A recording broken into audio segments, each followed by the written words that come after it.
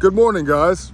Since everyone's really excited to talk about getting uncomfortable, I wanted to elaborate on that a little bit because there are two main reasons or two things you're going to see that you're going to improve in yourself and your life if you start seeking to get uncomfortable as often as you can.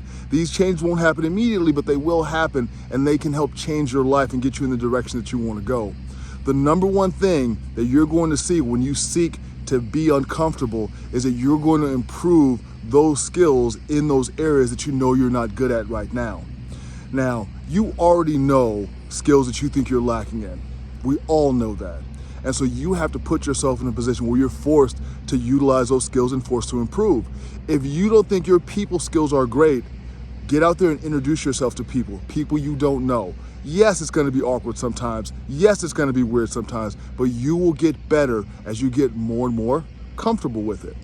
If you think your sales skills are not up to par for the business or the role that you're in within a business, that's fine. Make 1,000 cold calls, make 500 appointment calls, whatever it is, do 10,000 cold emails. The numbers are all going to vary depending on the field. You guys know that better than I do for what you're trying to do. But you will be forced to get better because you're just getting data on what you're strong in, what you're weak in, and you're going to just constantly improve.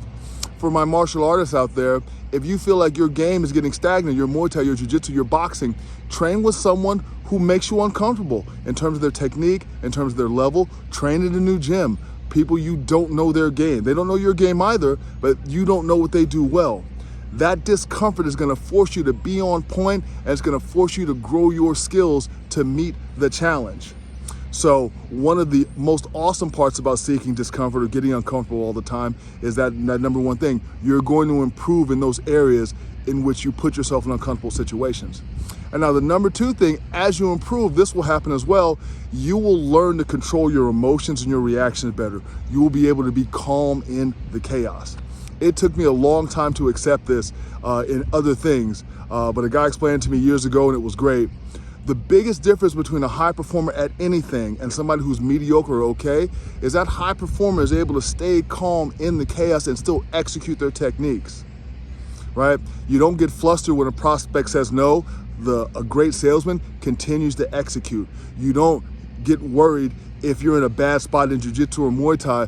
A great martial artist will continue to execute. And that calm in the chaos comes from you getting in those chaotic situations, comes from you putting yourself in those bad spots, putting yourself in those uncomfortable situations. And over time, you'll realize, number one, you're not gonna die.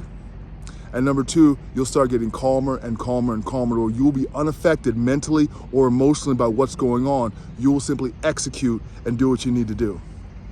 So guys, if you feel like your life is not going the way you want it right now, seek to get uncomfortable, just like we talked about last video. Because number one, you're gonna grow skills in those areas that you're seeking the discomfort. And number two, you will become more calm in the chaos by having been in those situations. I wish you guys the best. Keep rocking out there, and thanks for watching.